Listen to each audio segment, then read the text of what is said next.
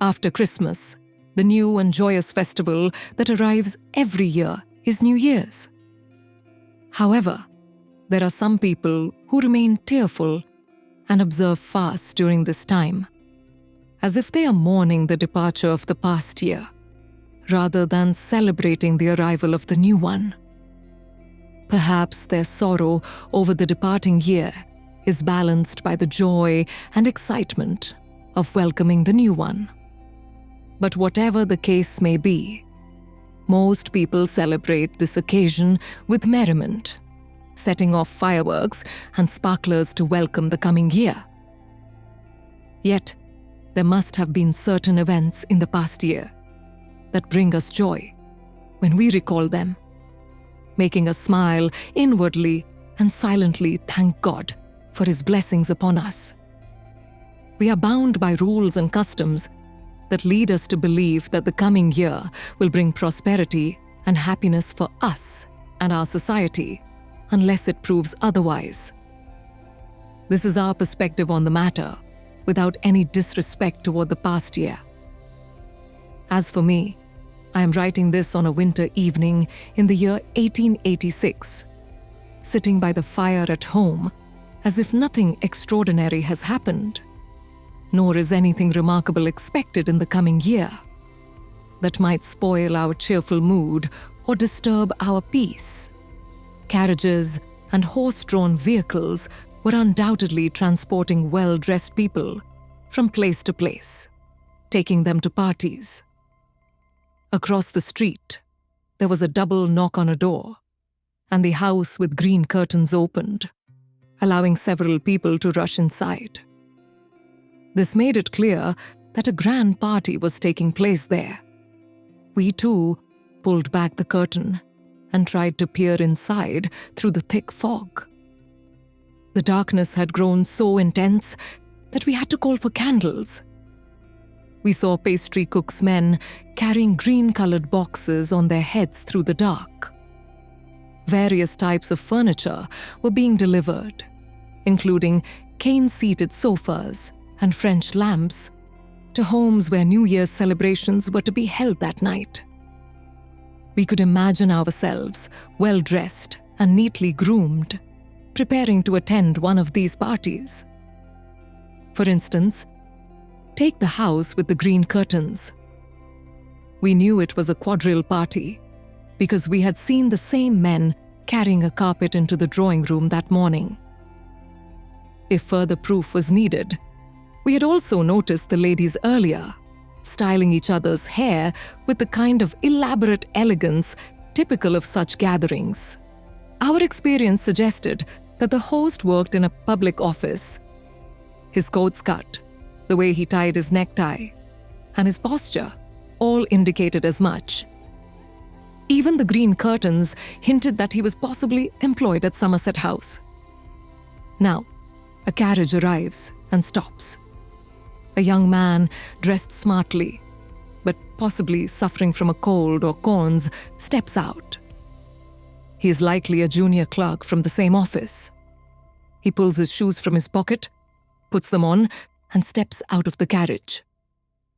Upon entering the hall, a butler-like figure announces his arrival, and a messenger boy from the same office, dressed in a blue coat, formally declares his name. The man standing by the stairs calls out loudly once again, "Mr. Tupple!" The master of the house asks him, "How are you, Mr. Tupple?" Rising from his seat by the fire, he turns to the ladies and says, "My dear, this is Mr. Tupple. Mr. Tupple, this is my eldest daughter, Julia. Mr. Tupple, these are my other daughters. And this is my son, sir." Tupple rubs his hands together, smiling as if this was some grand joke.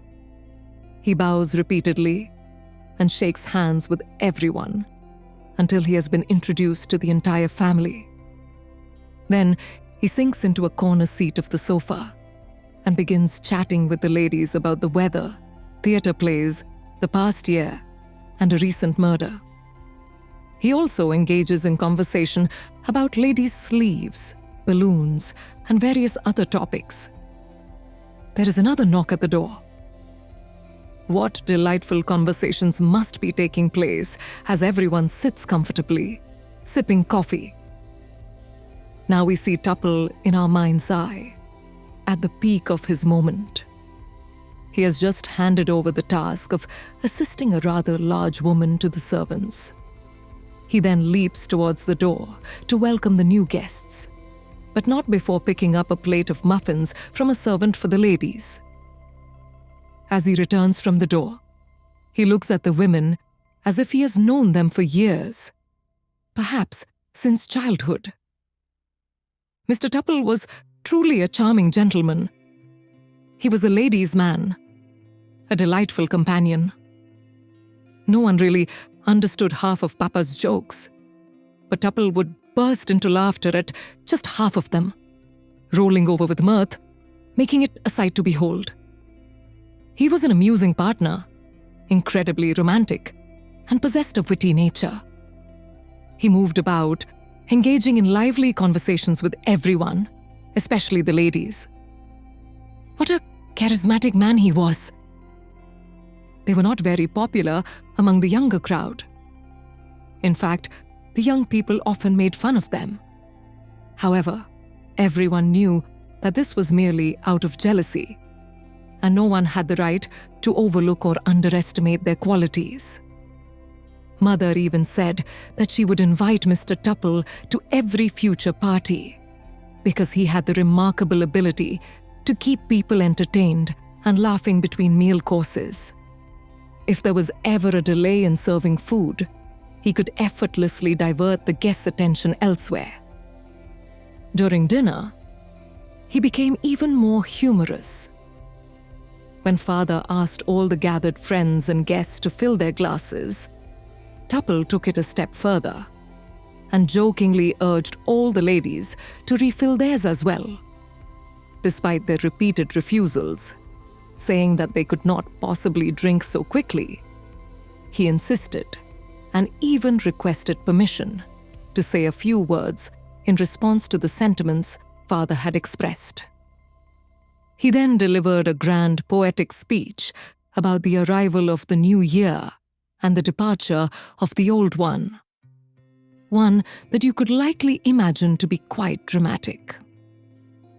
After the toast was drunk and the ladies had left, Mr. Tupple declared that all the gentlemen present should refill their glasses once again, after which he would propose another toast. Every gentleman in the room enthusiastically shouted, "Here! Here!" and then passed the decanter around. The master of the house then informed them that they were all fully charged and ready to deliver their toasts. After this, Mr. Tupple rose from his seat and addressed the gentlemen, describing how the drawing room that evening had been filled with elegant and dazzling beauties who had completely captivated them. The crowd erupted in loud cheers of "Here!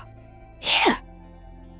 He then went on to express his sorrow and disappointment at the departure of these charming ladies, adding that perhaps he would not have been able to propose this toast in their presence, at which point a chorus of voices rang out, shouting, "To the ladies! To the ladies!" Among them were the host's beautiful and talented daughters.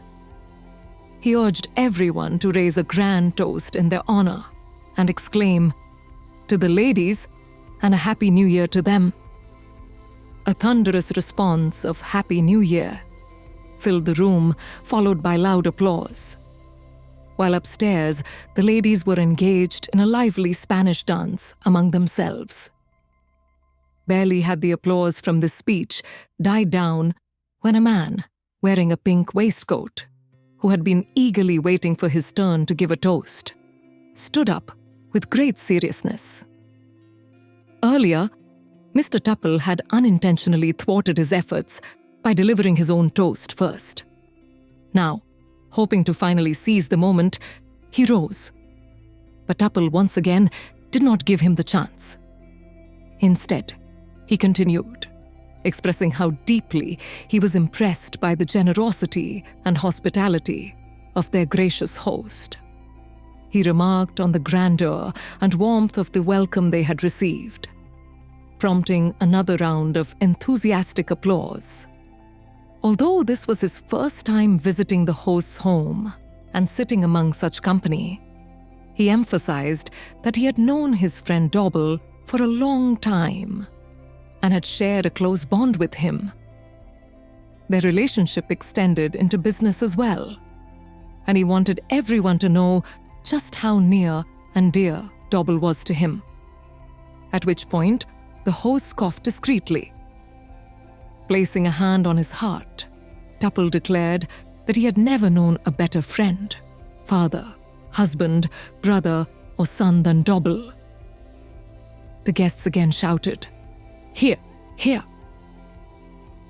He then remarked that they had all seen Dobble enjoying a peaceful evening with his family, and tomorrow they would witness him working with the same serenity in his office, calmly reviewing his morning papers, standing firm on his signature without any compromises, treating strangers with great courtesy, responding to inquiries with the utmost politeness, addressing his superiors with deep respect, and speaking to his messengers in a regal manner.